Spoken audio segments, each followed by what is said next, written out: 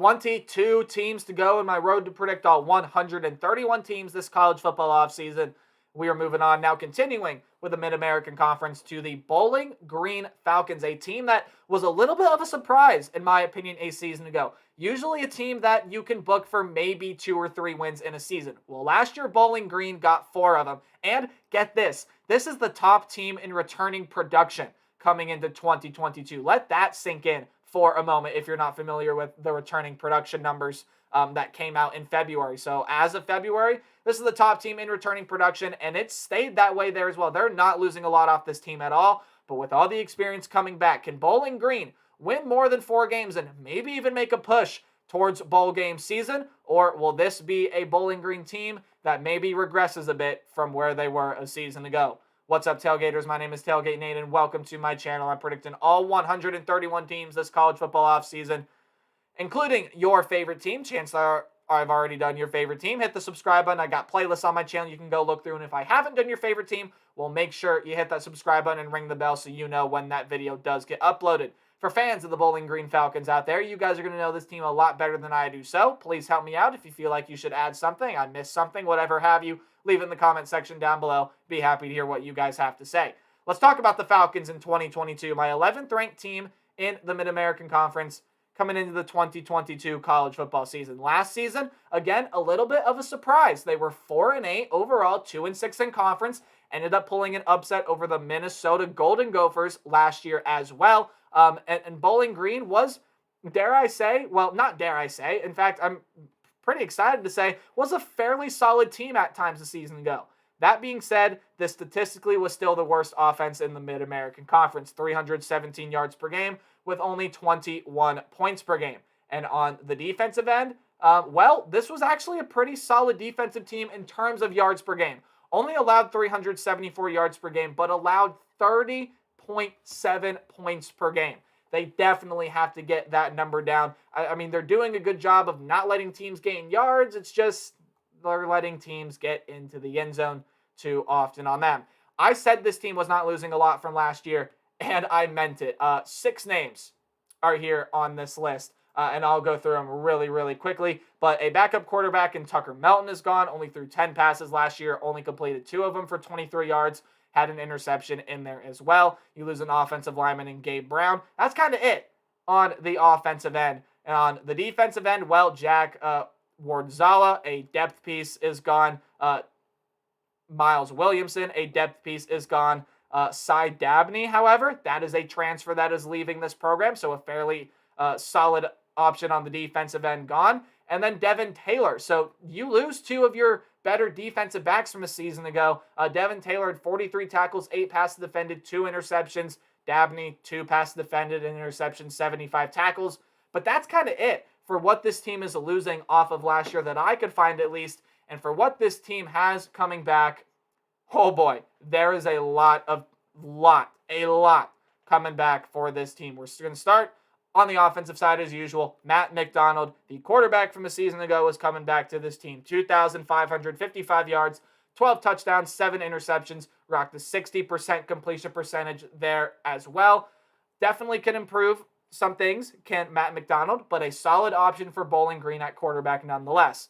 In the running back room, lots of talent coming back here. Terrion Stewart, Nick Mosley, Jason Patterson. Those were your 1, 2, 3 leading rushers a season ago. Stewart, 412 yards, 5 touchdowns. Mosley, 336 yards, 2 touchdowns. Patterson, 271 yards and 2 touchdowns, a season ago. And then Taryn Keith had 91 rush yards, but was this team's 4th leading receiver with 244 yards and a touchdown. And speaking of receiving, a lot coming back there as well. Tyrone Broden, 596 yards, 5 touchdowns, was the leading receiver. Austin Osborne, who was the most targeted receiver last year, 546 yards and 2 touchdowns. Kavon Karoom had 200 yards, no touchdowns a season ago. Jalen Embry coming back for this team as well. You also have Christian Sims, the tight end, coming back on this team. Had 418 yards, 2 touchdowns a season ago for him.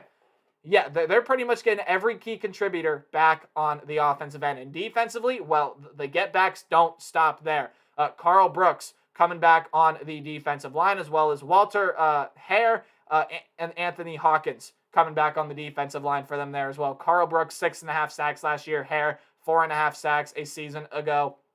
Some really good talent coming back on the defensive side of the ball. Aaron Anders, Brock Horn, Bryce Brand, a couple linebackers that you'll see featured on this team for Bowling Green. And then in the defensive back position, Davon Ferguson and Jordan Anderson are a couple names that you're going to see highlighting the secondary for this Falcons squad. So, I mean, with the top team in returning production, you return a lot of experience from a season ago. But can Bowling Green use that experience to its advantage in 2022? I think is that big question. They were 4-8 last year, and with all they have coming back, maybe they can make some improvements on that 4-8 record from a year ago. But let's take a look now at the schedule. And, well, 4-8 may be tough to replicate with this schedule. In non-conference play, you do have that home game against Eastern Kentucky that you should be able to win flat out at home. But your other 3 non-conference games, good luck winning any one of those. I mean, you got to go on the road to play UCLA. That is a tough Bruins team under Chip Kelly. Could be a potential sleeper in the Pac-12 conference. You have a home game against Marshall, who, hey, joined a new conference this year, but that doesn't take away the fact that Marshall should still be a pretty solid football team in 2022. And then on the road against Mississippi State. Fans in Starkville are expecting this team to take that next step this year, and they return an experienced quarterback in Will Rogers. That's going to be a pretty solid Mississippi State team out of the SEC. When you get into conference play, you have road games against Akron, Central Michigan, Toledo, and Ohio. Home games against Buffalo, Miami of Ohio, Western Michigan, and Kent State. So kind of diving on in to this Bowling Green schedule here a little bit. I mean, again, you can maybe win one of those non-conference games. And Eastern Kentucky, I think, is the one that they may very well end up winning. But again, this Bowling Green team did pull off an upset against Minnesota a season ago. It's going to be hard to replicate that. You got to go on the road to play UCLA, on the road to play Mississippi State. Neither of those games which I see Bowling Green having much of a shot at. Maybe the non-conference upset can come against Marshall, but even then, I still like a lot of talent that's on that Marshall team, and I think they're going to be a pretty solid team in the Sun Belt Conference this upcoming season.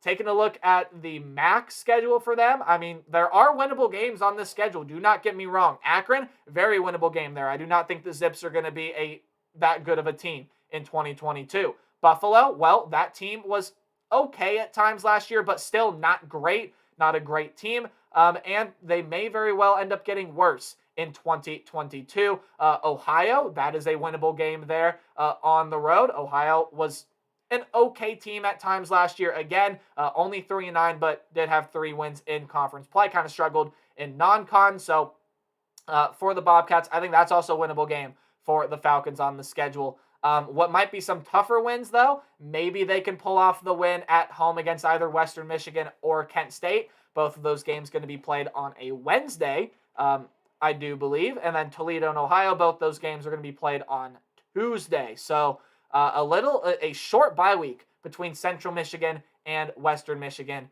There is kind of when this team is supposed to have your bye week, but you only really get an extra day or two of rest before you have to prepare for your next game. So there's really no true bye week on the schedule for Bowling Green. And again, they have a lot of tough games in conference play as well. Central Michigan, Miami of Ohio. Those are some of the favorites to win the conference, as well as Toledo. And they got to go on the road to play the Rockets. Now, I don't do game-by-game predictions. I do a more percentage-based outlook this year to help me predict the team's record. So if the game is in red, I just don't see you winning the game. If the game is in orange, I still don't see you winning. But hey, it is college football, and upsets do happen. Yellow are your 50-50 or high upset potential games. Games in yellow-green are games that you should win. But hey, you got to watch out for teams on the other side of the ball, and games in green I have you winning. Eastern Kentucky probably should be able to win that game there. But again, I think they're going to have a tough time winning any one of those remaining 3 games in non-conference play. UCLA, Mississippi State, 2 pretty solid Power 5 teams. And then Marshall there as well is going to be a solid team out of the Sun Belt Conference. So Eastern Kentucky, I think they're more than likely able to get the win there. But pulling off a Minnesota-like upset coming into this season, I think it's going to be a lot tougher. I think it's going to be a lot tougher done than you guys understand what I mean. Words are not working for me tonight, apparently. But Bowling Green should be able to win that one. Going to have a tough time winning any of the other non-conference games.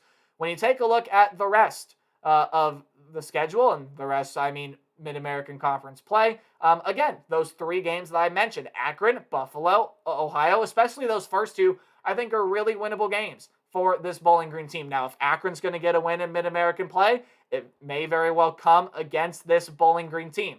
Ohio, that's a team that may get better this year, but they're losing a quarterback, a running back that was pretty good for them a season ago. So maybe Bowling Green can pull out a win there on the road, but Ohio's a team that's expected to at least get a little bit better this upcoming season. Buffalo's the same thing as well, but there is a lot gone off of that team. Now, Bowling Green, I think it has the potential to pull off an upset in conference play. Where are they going to do that? Well, I don't necessarily see it coming against Central Michigan. I think that team is going to be way too good in the Mid-American Conference this year. Miami of Ohio, same thing with Toledo. No, if Bowling Green's going to want to pull some sort of upset this year in Mid-American Conference play, look for it to be against the likes of Western Michigan. Look for it to be against the likes of Kent State. Now, Western Michigan loses a lot off last year. Caleb Ellaby, Sky Moore, the quarterback and wide receiver, I believe are both gone.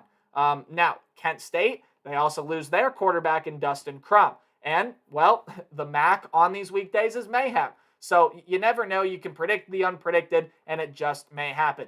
I do think Bowling Green, with this returning production, it matters. And I do like a lot of the names that you see here on this Bowling Green roster. And I think Bowling Green is going to have a tough time exceeding what they did last year, so I'm going to have them equaling what they did last year. I think a bowl game just may barely be out of reach for this Falcons team. But hey, if they can continue to take some steps forward here, continue returning a lot of their talent like they did this year, maybe even using the transfer portal somewhat in upcoming seasons, this is the Bowling Green team that I feel like can start to climb its way back up the ranks in the Mid-American Conference. This year, I feel like it's going to be a little tough to do, especially with that non-conference slate, and there are a lot of good teams in the Mid-American Conference this year, but a lot of winnable games for the Falcons on the schedule. I got them equaling what they did last year at 4-8. So that's going to do it for my preview prediction on the Bowling Green Falcons in 2022. Be sure you guys leave a like, comment, subscribe, whatever you do to help support the channel. It does mean a lot to me. And remember to play hard, but tailgate harder. I'll see all you guys in the next video. Goodbye.